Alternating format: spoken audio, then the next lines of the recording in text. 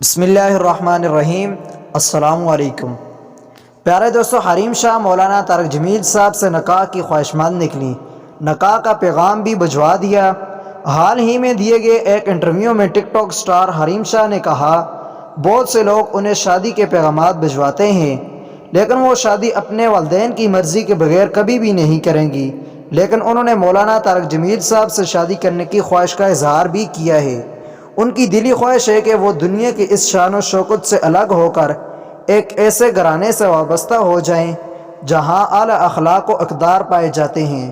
تاہم طارق جمیل صاحب نے ابھی تک حریم شاہ کے پیغام کا کوئی بھی جواب نہیں دیا۔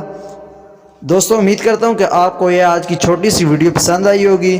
دوستو، اس چینل کو سبسکرائب کر دیں اور ویڈیو کو لائک بھی کر دیں۔ Thanks for watching.